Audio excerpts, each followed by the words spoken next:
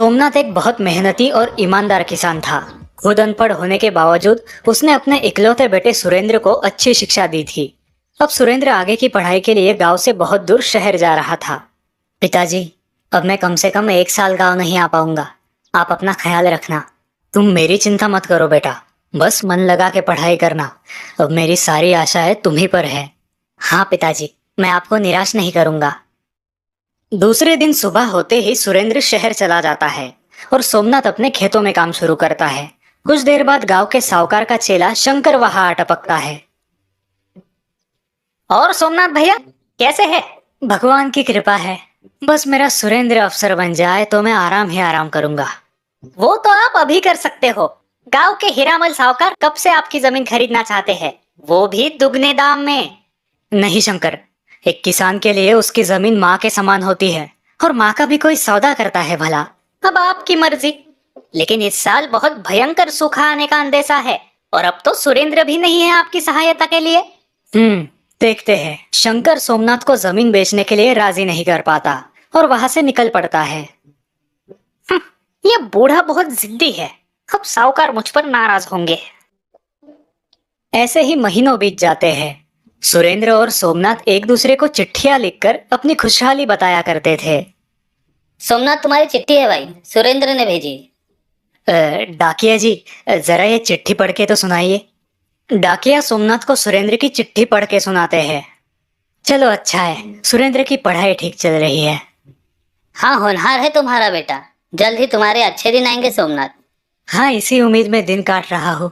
बस हमेशा की तरह मेरी तरफ से 2 शब्द खुशहाली के उसे लिख दीजिए। हाँ क्यों नहीं, अभी लिख देता हूँ। जुलाई खत्म होकर अगस्त शुरू हुआ था, लेकिन बारिश का कोई नामो निशान नहीं था। सारे गांव वाले चिंतित थे। अब एक ताजा खबर। सरकारी मौसम विभाग के अनुसार देश के हर राज्य में औसत 10% ही बारिश होने का अनुमान है। नागरिकों से निवेदन है कि उपलब्ध पानी का इस्तेमाल समझदारी से करें। लगता है इस साल फसल नहीं हो पाएगी। फिर से साहूकार से कर्जा उठाना पड़ेगा। हाँ भाई, जमीन भी गिरवी है। उसे तो अच्छा मौका ही मिल जाएगा गरीबों को लूटने का। और गांव के अधिकतम कुएं भी साहूकार के पास ही है गिरवी। सोमनाथ भी अपने घर में चिंतित बैठा है। लगता है शंकर की बात सच होने वाली है। आषाढ़ खत्म होके श्रावण शुरू हुआ है, लेकिन आसमान से एक पानी की बूंद नहीं टपकी। कुएं की गहराई बढ़ा दूं तो शायद पानी मिले। ये सोच के सोमनाथ सीढ़ी लेके अपने घर के माले पे चढ़ता है और वहां से कुदाल और फावड़ी निकालता है। लेकिन इसी दौरान वो पैर फिसल के गिर जाता है। सोमनाथ के हाथों में और घुटनों में गंभीर चोटें आती है। हे भगवान, ये क्या हो गया? अब मैं कुआं कैसे खोदूं? अनाज कैसे बोऊं? घर पे आराम कर रहा सोमनाथ डाकिये की मदद से अपने बेटे सुरेंद्र को चिट्ठी लिखता है और यहाँ का सारा हाल बयां कर देता है। चलो भाई सोमनाथ, मैं निकलता हूँ, तुम अपना ख्याल रखना। डाकिया के जाने के बाद शंकर सोमनाथ के घर आता है। कैसी है तबीयत अब सोमनाथ भैया? भगवान की कृपा है, हड्डी नहीं टूटी, लेकिन दर्द से बेहाल हो। लेकिन अब तुम क्या करोगे? तुम्हारा बेटा तो यहाँ आने से रहा। मेरी मानो अपनी जमीन साहूकार को बेच दो और शहर अपने बेटे के पास चले जाओ, सुखी हो जाओगे। शायद तुम ठीक कह रहे हो। शंकर खुश होके सोमनाथ के घर से बाहर निकलता है। चलो, आखिर ये जिद्दी बूढ़ा मान ही गया। यह शहर में सुरेंद्र अपनी परीक्षा की तैयारी कर रहा था, लेकिन वो पिताजी की चिट्ठी पढ़ के सोच में पड़ गया।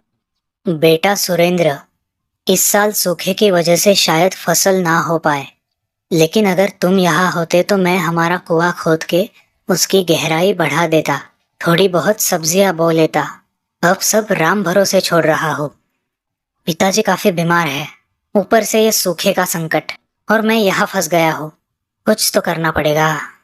कुछ दिन बाद डाकिया सुरेंद्र की चिट्ठी लेके आता है और सोमनाथ को पढ़ाता है।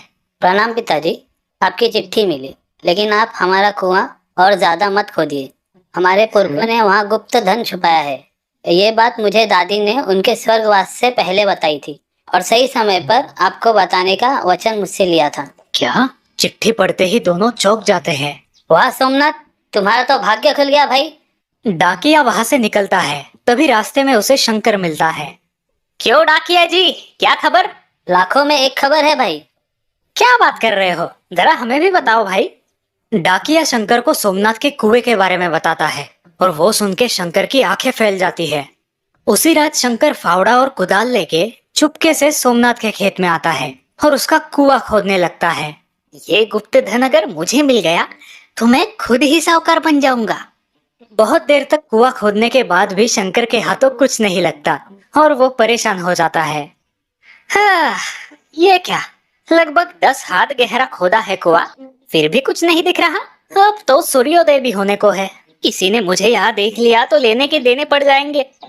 सुबह सोमनाथ लंगड़ते हुए कुदाल लेके खेत पहुंचता है। कुछ तो करना होगा।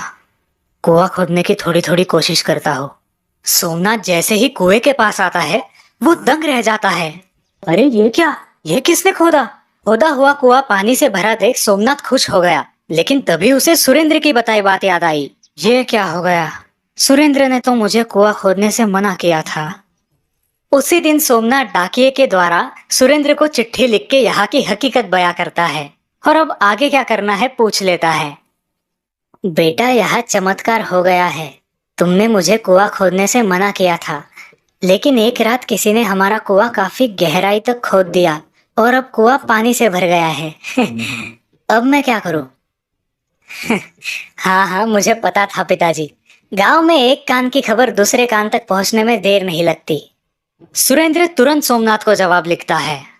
पिताजी, अब आप मनचाही सब्जियां बोइए। इतनी दूर से मैं आपके लिए बस इतना ही कर सकता था। सुना तुमने तुम्हारे बेटे ने क्या लिखा है? मनचाही सब्जियां बो।